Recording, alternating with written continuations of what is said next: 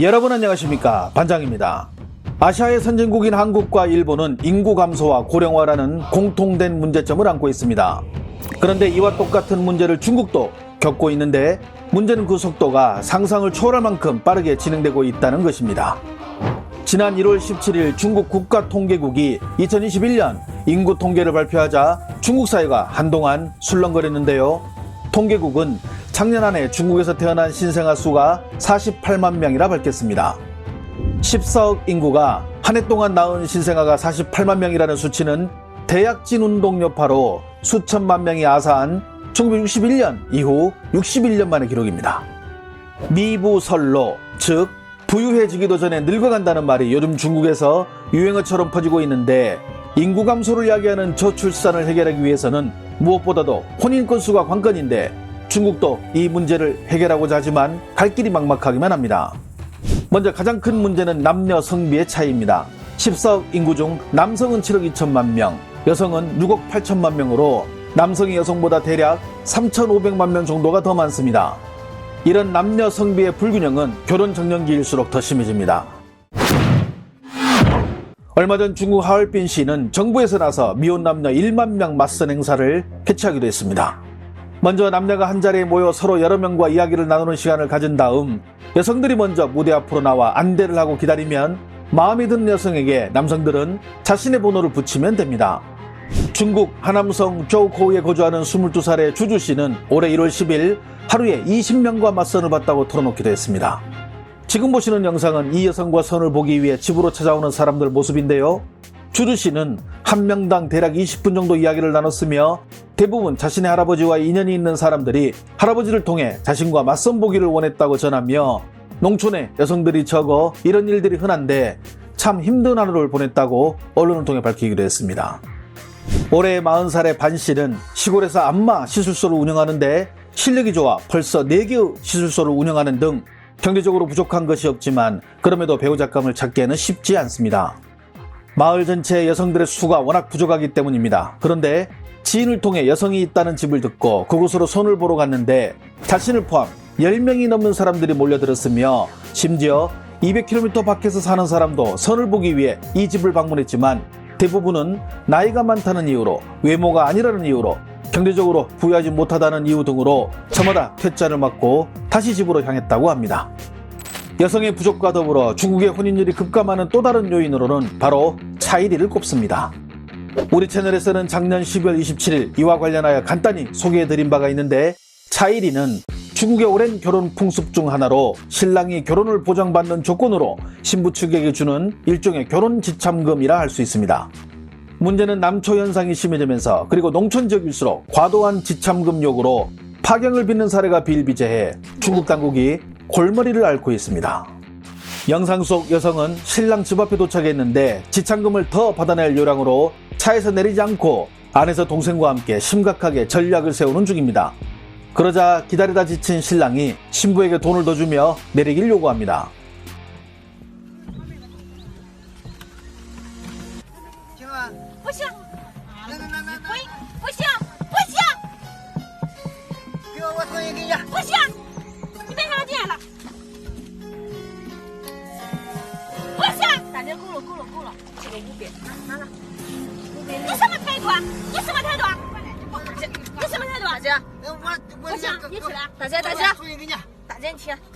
大家听我的，你先把这钱拿着，500、600放在一起，听我的。等一下，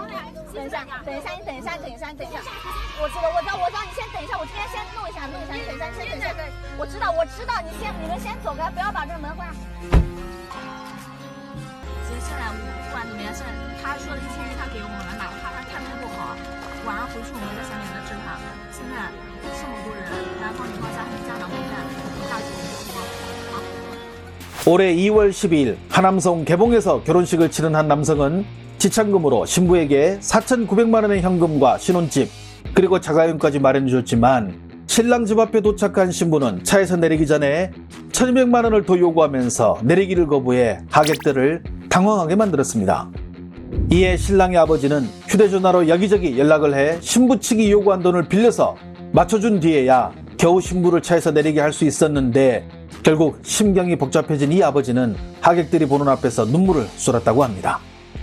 여기에 결혼을 신분이나 경제력 상승의 기회로 여기는 배급녀들의 요구가 날이 갈수록 과해지면서 중국 남성들이 결혼 자체를 아예 포기해 이 또한 출산율 감소로 이어진다며 중국 언론들이 연일 보도하고 있기도 합니다.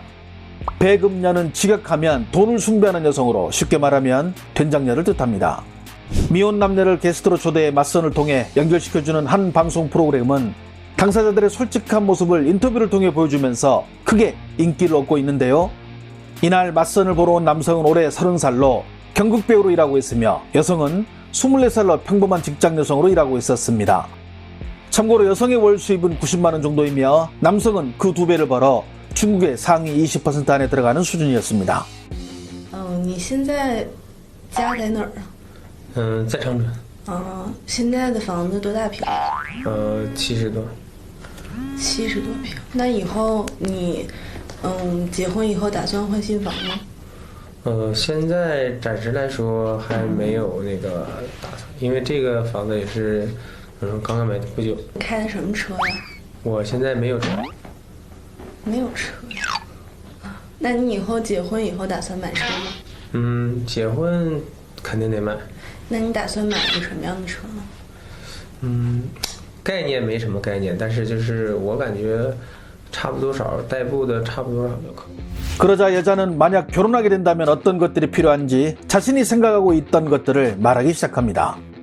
房子最起码得180平左右吧，最起码得一个宝马5系，彩礼的话是50万必须的。 결국 탈탈 털린 남자는 지지를 치고 맙니다. 可能是我吧，就是没有他想象的那个那么就是说土豪吧，就是比较有钱的那种感觉。因为我吧也是农村上来的，我靠这么多年靠自己打拼，在长春买套房，我感觉我自己挺知足的。那这个好像就是有点那个买卖性质。 해당 영상을 접한 중국 네티즌들은 어떤 반응을 보일까요? 저 여자는 결혼해서 같이 살아도 피곤할 것 같아. 짧디 짧은 인생, 저런 여자를 부인으로 맞이하면 복일까 화일까? 남자가 개념이 있네. 여자는 가정교육을 제대로 못 받았고. 저런 남자 찾기 힘들지. 매너 있고 좋은 사람인데 저 사람에게 시집가는 여자가 복 받은 거 아니야? 집, 차 요구하는 여자들 그게 기본이라고 말하지만 무슨 장사해? 자기가 상품이야? 내놓고 팔고 다니게.